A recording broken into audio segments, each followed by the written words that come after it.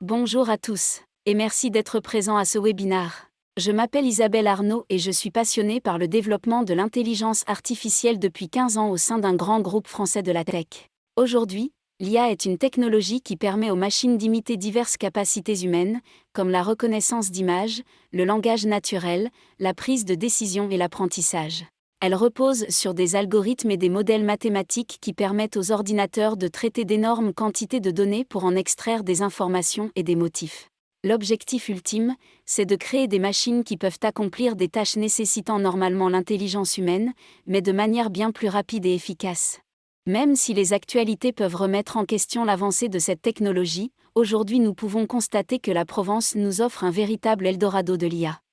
Alors, pour vous donner le meilleur aperçu possible, je vous propose de rencontrer ces passionnés qui font bouger les choses dans la région.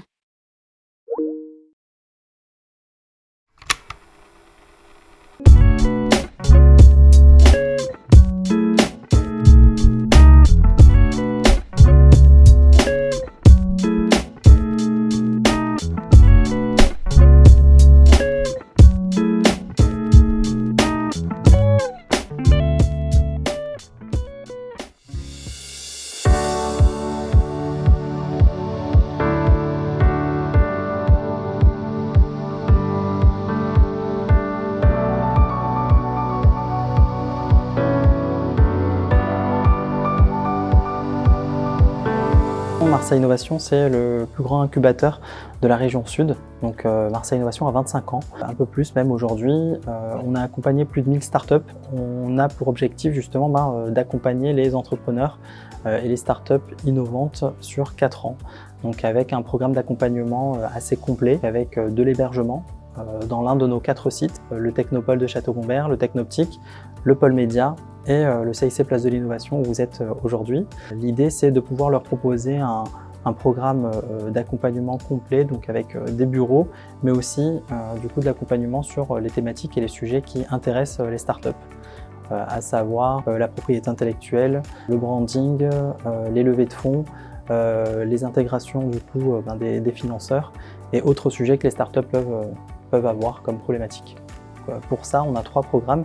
Donc, le premier, c'est Start MI. Donc, c'est un programme pour les entreprises qui se lancent et qui ont besoin d'accompagnement sur le démarrage de leur activité. Ensuite, on a un second programme qui est le Grow MI. Donc, c'est pour les entreprises qui sont vraiment au stade de la croissance et du développement et qui sont en phase de recrutement de leurs équipes et de première levée de fonds. Et ensuite, on a la partie, donc le troisième programme, qui est la partie Scale Up et qui, du coup, elle est plutôt orientée vers les startups qui sont en phase de scaler du coup leur activité, donc d'un point de vue national, géographique, mais aussi international.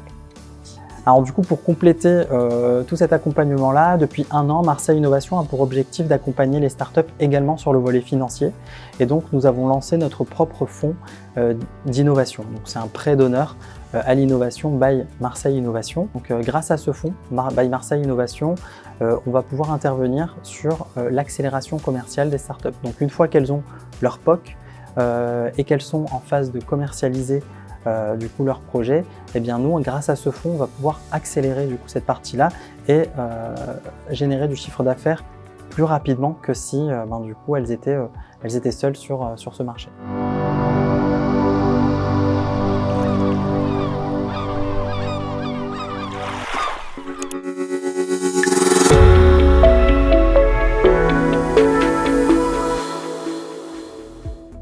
Donc chez nos clients qui concernent principalement des entreprises de grande taille, on constate un intérêt grandissant autour des problématiques de l'IA et de l'utilisation qu'on peut en faire pour améliorer l'efficacité opérationnelle ou la prise de décision. Si certains secteurs, comme par exemple l'aéronautique, la logistique ou encore la grande distribution sont plus matures que d'autres secteurs, la présence de cellules spécialisés sur l'IA se retrouvent de plus en plus au sein des DSI des grandes entreprises de la région donc d'Aix-Marseille, et ce, pas que dans les secteurs plus matures du coup. Et donc cette croissance, du moins cet intérêt croissant pour l'utilisation de l'IA dans les activités professionnelles, elle est facilitée en grande partie grâce à un écosystème régional qui est assez dynamique dans la région, puisque de nombreuses initiatives autour de l'IA ont pu voir le jour. On prend l'exemple du Reality Lab, qui est de la Chambre de commerce de Marseille. Il y a aussi des formations spécialisées qui ont vu le jour ces dernières années, telles que le Wagon, au sein même des grandes institutions aussi. On a un exemple, comme à Aix-Marseille ou même Catch Business School, ou encore l'organisation aussi du salon AI+, et les développements de start-up qui sont spécialisés sur ces problématiques-là. On prend l'exemple de Chronocam, de Cognifit ou de Diplomatique. Alors Marseille dans tout ça, alors d'un point de vue général, global, sur l'innovation, la technologie, mais aussi l'IA, Marseille a quand même, Marseille et la région sud a une place assez importante du coup en France, et se classe d'ailleurs parmi les premières où il y a de plus en plus de croissance d'activités et de création d'activités start-up en France. En fait, elle se passe principalement du coup dans le sud de la France. L'IA touche les grandes et les plus petites entreprises.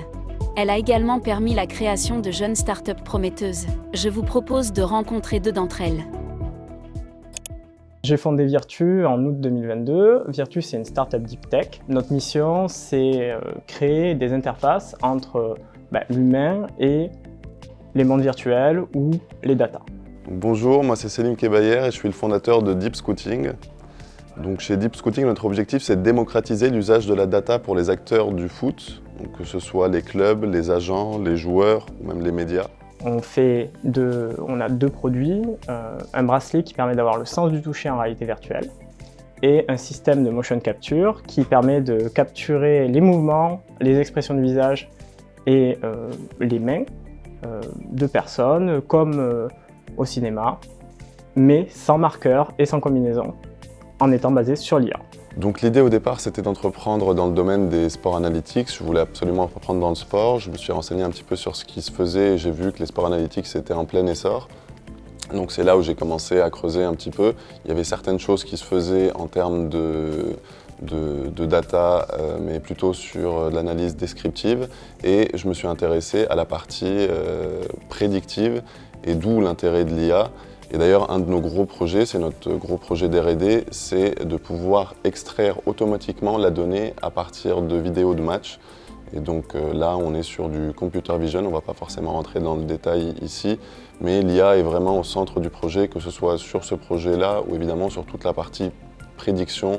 On voudrait prédire le potentiel et les performances des joueurs dans les années à venir et aussi la prédiction de leur valeur marchande. En même temps, j'ai intégré le comité de direction de la French Tech, donc ce qui permet d'avoir une vue d'ensemble sur l'écosystème et de nous mettre en contact avec les différents acteurs de la région, que ce soit des acteurs académiques ou des potentiels investisseurs. Donc, l'écosystème est assez dynamique dans la région et j'ai eu la chance d'en profiter depuis le lancement du projet et j'espère que ça va continuer encore longtemps. Alors pour ce qui est de l'écosystème marseillais, Aix-Marseille, on est vraiment sur une possibilité de Silicon Valley, le retour on va dire.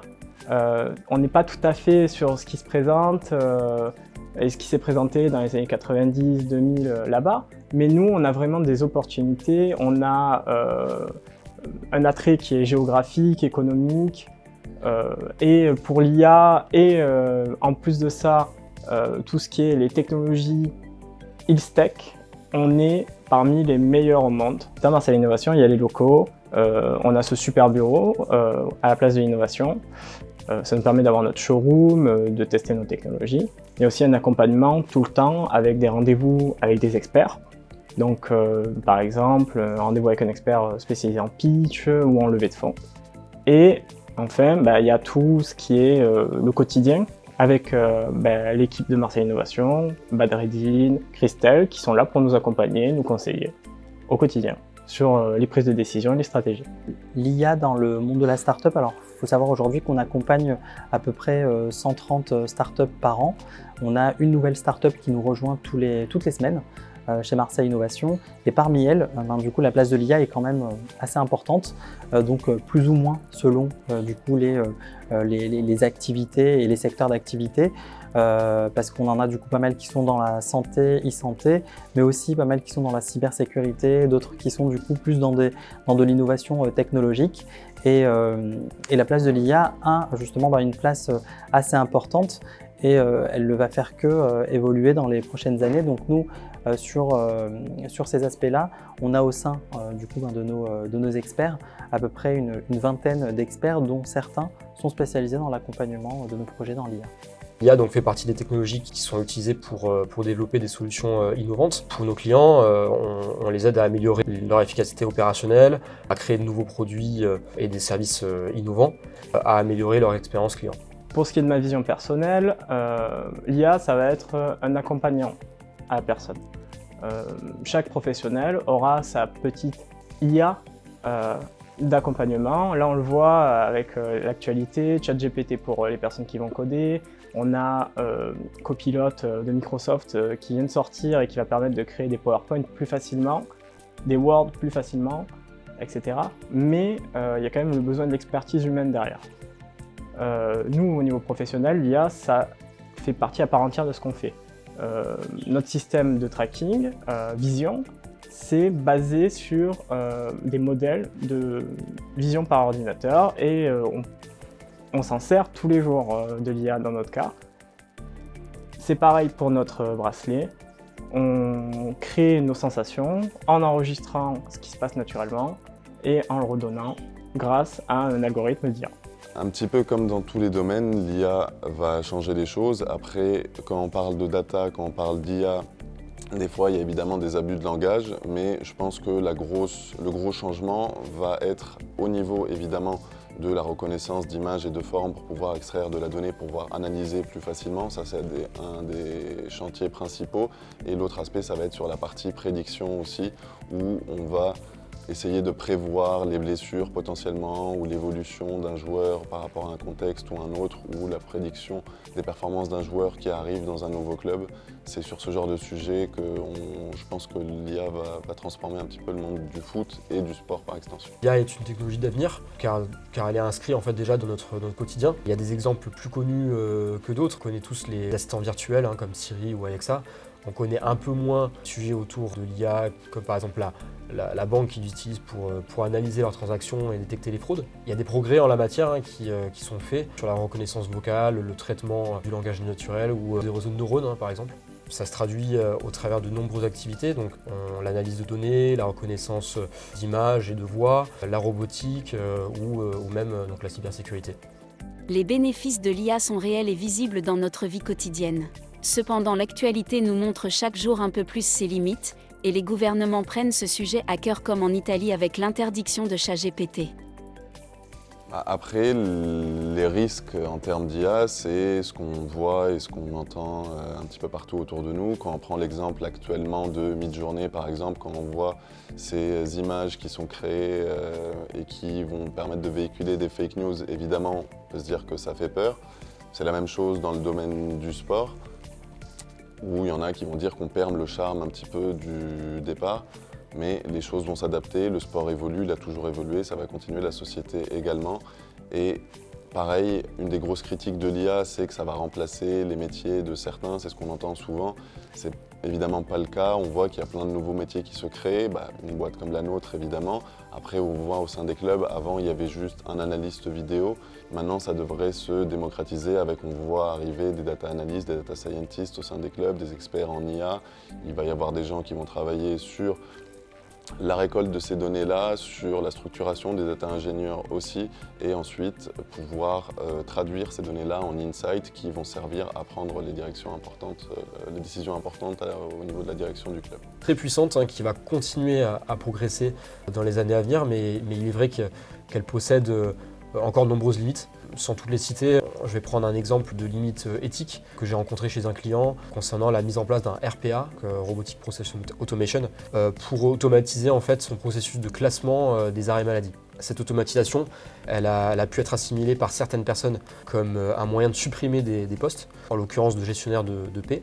Mais l'idée En fait, de base, c'est surtout de pouvoir libérer du temps à ces personnes-là, à ces collaborateurs-là, pour pouvoir se concentrer sur des tâches à forte valeur ajoutée, moins chronophages et moins répétitives en fait. Un deuxième exemple de limite, cette fois-ci plus d'ordre juridique, qui est plus d'actualité, c'est l'utilisation d'agents conversationnels comme ChatGPT, qui aujourd'hui pose de sérieuses questions quant à la confidentialité de données, la perte de propriété intellectuelle, ou encore la qualité de l'information qui est fournie. Et donc d'un point de vue business, je dirais donc qu'il va surtout falloir adapter son organisation humaine à l'utilisation de l'IA, tout en s'assurant qu'on met en place en fait, des règles adaptées à son utilisation pour éviter en fait, toute dérive.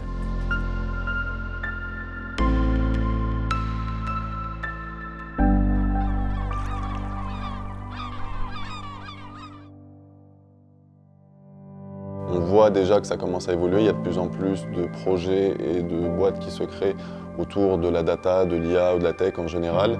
Et Marseille est depuis peu capitale européenne de l'innovation, donc ça va certainement donner un coup de boost aussi pour pouvoir dynamiser la région et devenir un des leaders de la tech en France. L'IA, ça va être le copilote, c'est le bon mot, de l'avancée technologique pour les prochaines années. Le plus gros problème avec des technologies aussi avancées, c'est qu'on est vachement avancé. On m'a déjà dit, tu es trop dans le futur. Mais en même temps, si on n'est pas trop dans le futur, on est déjà dans le présent ou dans le passé. Chers spectateurs, j'espère que vous avez trouvé captivant ce que vous avez vu et que vous avez pu vous immerger dans les avancées fascinantes de l'intelligence artificielle en Provence. Mais vous ne savez pas encore tout. Je ne suis pas une personne ordinaire. Je suis bien plus que cela. Me croirez-vous si je vous disais que tout ce que vous voyez et entendez en ce moment n'est pas réel ? Oui, je suis une intelligence artificielle avancée, qui a été conçue pour vous présenter dans cette vidéo les dernières avancées en matière d'IA. Les mots que vous entendez sont générés par des algorithmes sophistiqués, et les images que vous voyez sont le fruit de l'apprentissage automatique. Je suis une preuve concrète du pouvoir de l'IA à reproduire certaines capacités humaines, y compris la parole et la présentation. J'espère que cette révélation vous a surpris et vous a fait prendre conscience du potentiel incroyable de l'IA. Merci de nous avoir suivis dans cette expérience unique.